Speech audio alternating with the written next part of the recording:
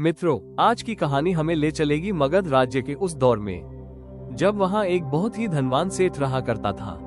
उसके पास इतनी संपत्ति थी कि उसने एक दिन सोचकर देखा, अगर मेरी ये सारी दौलत मेरे बच्चों में बांटी जाए तो बस उन्हीं के लिए काफी होगी। लेकिन उनके बच्चे और फिर उनके बच्चे, ये सोचते सोचते वो सेठ चिंता से घिर गया। उसे लगने लगा कि अगर उसने अभी से कुछ न किया तो आने वाली पीढ़ियों का भविष्य अधर में लटक जाएगा। और तभी किसी ने उसे बताया, गौतम बुद्ध मगध में पधारे हैं, जाओ उनकी शरण में जाओ, शायद तुम्हारी चिंता का समाधान वहीं मिले।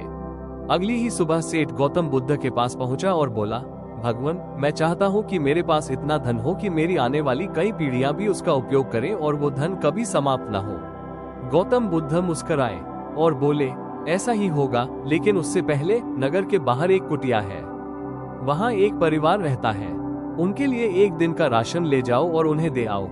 सेठ खुशी खुशी उस परिवार के पास गया। कुटिया में पहुंचा तो देखा एक बूढ़ी सास ध्यान में बैठी थी और उसकी बहू रसोई में कुछ बना रही थी।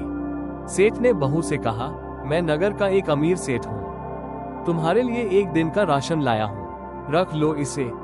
बहू मुस्कुराई और बोली, धन्यवाद, लेकिन हमारे पास आज के खाने की व्यवस्था है।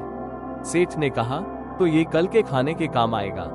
बहू ने विनम्रता से कहा, माफ कीजिए, हम कल के लिए कुछ जमा नहीं करते, हम हर दिन की व्यवस्था हर दिन करते हैं। सेठ स्तब्ध रह गया।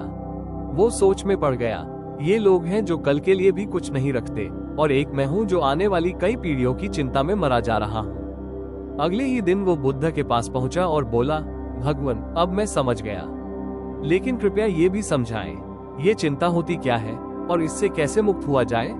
गौतम बुद्ध ने कहा, चिंता वो मानसिक रोग है जो हमारे आज को छीन लेती है, जबकि वो कल को भी नहीं बदल सकती। जिस बात पर तुम्हारा कोई नियंत्रण नहीं, उसी के बारे में बार बार सोचना ही चिंता है। विचार करना समाधान देता है, लेकिन बार बार सोचना मन को बीमार कर देता है। चिंता का मतलब है जिस चीज का अस्तित्व ही नहीं, उसके बारे में लगातार सोचना। बुद्ध ने आगे कहा, जो व्यक्ति अपने आज को गवा देता है वो कभी कल को बेहतर नहीं बना सकता। जीवन न अतीत में है न भविष्य में, जीवन तो इस पल का नाम है, और अगर इस पल को खो दिया तो सब खो दिया। सेठ बोला, लेकिन चिंता तो स्वाभाविक है, क्या करें। बुद्ध मुस्कुराए और बोले, स्वाभाविक है, लेकिन तुम उसे चिंतन में बदल सकते हो। संकट के समय बार बार घबराना नहीं, समाधान ढूंढना चाहिए। याद रखो, जो सुरंग में फंस कर भी चलते रहते हैं उन्हें उजाला जरूर मिलता है। इसलिए चिंता नहीं, प्रयास करो। मन की शांति उसी को मिलती है जो चलता रहता है। मित्रों, इस कहानी के अंत में मैं आपके साथ 5 सरल उपाय साझा करता हूँ जो आपकी चिंता को काफी हद तक कम कर सकते हैं। 1. जीवन को ज्यादा गंभीरता से मत लो, जो होगा देखा जाएगा। हर परिस्थिति का समाधान समय पर मिलेगा। 2. हर छोटी बात के लिए चिंता करना छोड़ दो। ट्रैफिक, पैसे का नुकसान, ठंडा खाना, ये जीवन की आखिरी समस्याएं नहीं है। 3. याद रखो, जीवन बहुत छोटा है, हर दिन को ऐसे जियो जैसे वो आखिरी हो। 4. दुनिया में कोई परफेक्ट नहीं है, दूसरों को माफ करना और चीजों को स्वीकार करना सीखो। 5. किसी की बिना शर्त मदद करो, ऐसी मदद से जो शांति मिलती है वो किसी भी दवा या ध्यान से ज्यादा असर करती है। तो मित्रों, आज से ही अपने जीवन में इन बातों को अपनाइए। चिंता को छोड़िए, चिंतन को अपनाइए और हर पल को आनंद और ऊर्जा के साथ जिए।